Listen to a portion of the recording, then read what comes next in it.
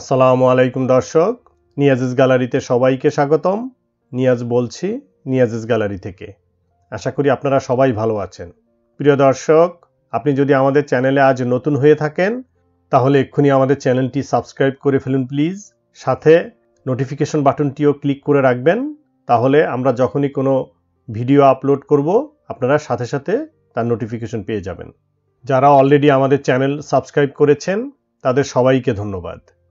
আজ আপনাদের জন্য একটি গুরুত্বপূর্ণ ভিডিও নিয়ে হাজির হয়েছি। আজকের ভিডিওতে আমরা আপনাদেরকে দেখাবো মিষ্টি কুমড়ার চারা মাটিতে রোপণ করার পরে বড় না হওয়ার কারণ এবং এর সমাধান। তাহলে চলুন এখন আমরা মূল আলোচনায় চলে যাই। মিষ্টি কুমড়ার চারা মাটিতে রোপণ করার পরে সঠিকভাবে বৃদ্ধি না হওয়ার দুটি কারণ। প্রথম কারণ হলো মিষ্টি কুমড়ার চারা মাটিতে সঠিকভাবে ট্রান্সপ্ল্যান্ট বা প্রতিস্থাপন বা রোপণ না করা। তাহলে এর সমাধানও খুব সহজ। এর সমাধান হলো সঠিকভাবে মিষ্টি কুমড়ার চারা ট্রান্সপ্ল্যান্ট বা প্রতিস্থাপন বা রোপণ করা। আর দ্বিতীয় কারণ হলো মিষ্টি কুমড়ার চারা মাটিতে রোপণ করার পরে সঠিকভাবে চারার প্রাথমিক পরিচর্যা না করা। তাহলে এই সমস্যা সমাধানের জন্য মাটিতে রোপণ করার পরে সঠিকভাবে মিষ্টি কুমড়া চারার প্রাথমিক পরিচর্যা করতে হবে। এই দুটি সমস্যা সঠিকভাবে সমাধান করতে পারলেই আমাদের মিষ্টি কুমড়া চারা মাটিতে রোপণ করার পরে সঠিকভাবে বেড়ে উঠবে। তাহলে চলুন এখন আমি আপনাদেরকে দেখিয়ে দিচ্ছি কিভাবে সঠিকভাবে মিষ্টি কুমড়ার চারা মাটিতে ট্রান্সপ্ল্যান্ট বা প্রতিস্থাপন বা রোপণ করতে হয়। মিষ্টি কুমড়ার চারা ট্রান্সপ্ল্যান্ট বা প্রতিস্থাপন করার জন্য আমাদের বাগানের মাটি আগে খুব ভালো করে প্রস্তুত করতে হবে। বাগানের মাটিটাকে খুব ভালো করে কুপিয়ে নরম করে ফেলতে হবে এবং মাটির সাথে সার মিশাতে হবে। আমরা আমাদের বাগানে গোবর সার এবং আমাদের নিজস্ব তৈরি জৈব সার ব্যবহার করে থাকি। মিষ্টি কুমড়ার চারা ট্রান্সপ্ল্যান্ট বা প্রতিস্থাপন করার জন্য বাগানের নির্দিষ্ট স্থানে একটি গর্ত করতে হবে।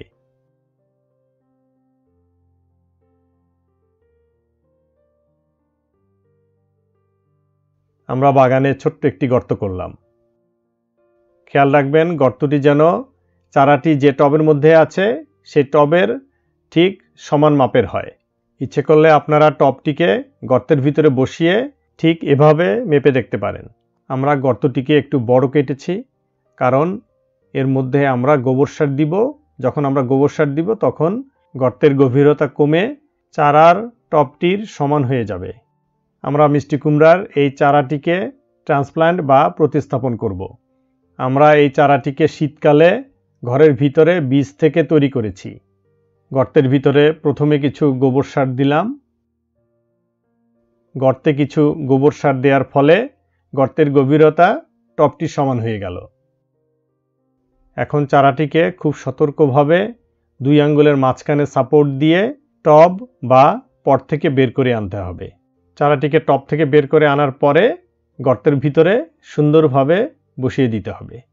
প্রিয় দর্শক, চারাটিকে যখন ছোট্ট টব থেকে বের করে আনবেন তখন খুব সতর্কতার সাথে বের করে আনতে হবে, কারণ খেয়াল রাখতে হবে যেন চারার কোনো শিকড় নষ্ট হয়ে না যায়। এখন আমরা নর্মাল মাটি ও গোবর সারের মিশ্রণ দিয়ে চারার শিকড়ের চারপাশ খুব ভালোভাবে ঢেকে দিচ্ছি।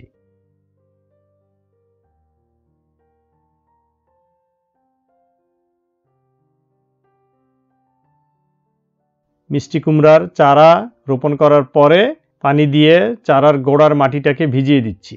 মিষ্টি কুমড়ার চারার গোড়ায় প্রতিদিন পর্যাপ্ত পরিমাণে পানি দিতে হবে। খেয়াল রাখতে হবে যেন পানির পরিমাণ বেশিও না হয় কমও না হয়। মিষ্টি কুমড়ার চারা ট্রান্সপ্ল্যান্ট বা প্রতিস্থাপন করার পরে চারাগুলো আস্তে আস্তে বড় হচ্ছে।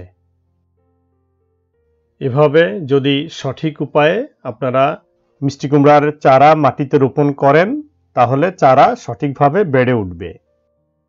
এরপরে আমরা আপনাদেরকে দেখাবো মিষ্টি কুমড়ার চারা মাটিতে রোপণ করার পরে কিভাবে প্রাথমিক পরিচর্যা করতে হয়। মিষ্টি কুমড়া চারার প্রাথমিক পরিচর্যা করতে হবে চারা মাটিতে রোপণ করার কিছুদিন পর, যখন চারার শিকড় মাটি ধরে ফেলবে। মিষ্টি কুমড়া চারার যত নষ্ট পাতা বা পোকা খাওয়া পাতা আছে সবগুলোকে কেটে ফেলে দিতে হবে। আমরা আমাদের এই মিষ্টি কুমড়া চারাগুলোর নষ্ট পাতা বা পোকা খাওয়া পাতাগুলোকে কেটে ফেলে দিয়েছি। মাঝে মাঝে চেক করে দেখতে হবে মিষ্টি কুমড়া চারার গোড়ায় বা আশেপাশে কোনো আগাছা আছে কিনা। আগাছা থাকলে সাথে সাথে উপড়ে ফেলে দিতে হবে। আগাছা মাটি থেকে পুষ্টির কিছু অংশ খেয়ে ফেলে, সে কারণে চারার গোড়ায় আগাছা থাকলে মিষ্টি কুমড়া গাছে পুষ্টির অভাব হওয়ার সম্ভাবনা থাকবে। তাই মিষ্টি কুমড়া গাছে যাতে পুষ্টির অভাব না হয় সেজন্য চারার গোড়ায় বা এর আশেপাশে কোনো আগাছা থাকলে সেগুলোকে পরিষ্কার করে দিতে হবে। একটি নিড়ানি দিয়ে মিষ্টি কুমড়া চারার আশেপাশের মাটিটাকে একটু আলগা করে দিতে হবে। খুব সতর্কতার সহিত এই কাজটি করতে হবে। খেয়াল রাখতে হবে যেন চারার কোনো শিকড় নষ্ট হয়ে না যায়। আশেপাশের মাটিটাকে আলগা করে দিলে চারার শিকড় খুব ভালোভাবে বৃদ্ধি লাভ করতে পারে। আর যদি শিকড় ভালোভাবে বৃদ্ধি লাভ করে তাহলে মিষ্টি কুমড়ার চারাও সঠিকভাবে বৃদ্ধি লাভ করবে।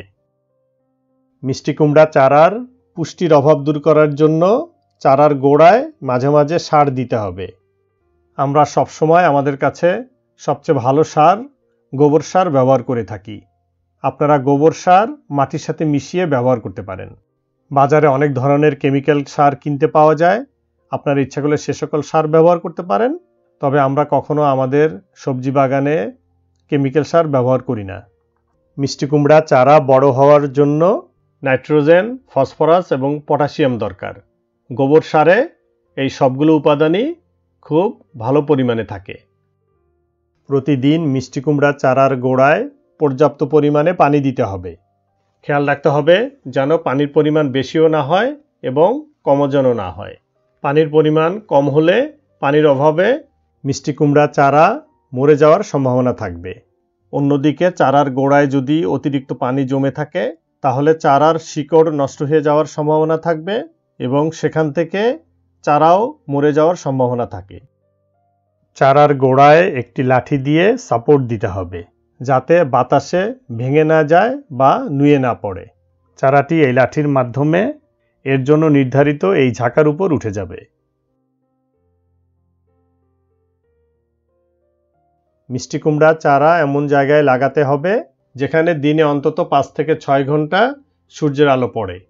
গাছে সূর্যের আলো পড়লে গাছে পোকা হওয়ার সম্ভাবনা কম থাকে।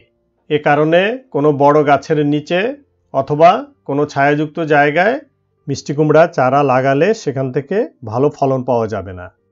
দেখুন দর্শক, এই মিষ্টি কুমড়া চারাগুলো সঠিকভাবে মাটিতে রোপণ করা এবং সঠিকভাবে প্রাথমিক পরিচর্যার ফলে খুব সুন্দরভাবে বেড়ে উঠেছে এবং দেখতেও খুব সুন্দর হয়েছে। প্রিয় দর্শক, এতক্ষণ আপনাদেরকে আমরা দেখালাম মিষ্টি কুমড়া চারা মাটিতে রোপণ করার পরে সঠিকভাবে বেড়ে না ওঠার কারণ এবং এর সমাধান। এই ভিডিওটি দেখার পর আপনারা যদি আমাদের এই পদ্ধতি অনুসরণ করেন তাহলে আশা করি আপনারা মাটিতে মিষ্টি কুমড়া চারা রোপণ করার পরে চারা সঠিকভাবে বড় হবে এবং আপনারা এ সমস্যার আর সম্মুখীন হবেন না। আমাদের এই ভিডিওটি যদি আপনাদের ভালো লেগে থাকে তাহলে লাইক, কমেন্টস এবং শেয়ার করে আমাদেরকে উৎসাহ দিবেন আশা করি। আগামী ভিডিও দেখার আমন্ত্রণ জানিয়ে আজকের মতো এখানেই বিদায় নিচ্ছি। সবাই ভালো থাকবেন, সুস্থ থাকবেন। আসসালামু আলাইকুম। আল্লাহ হাফেজ।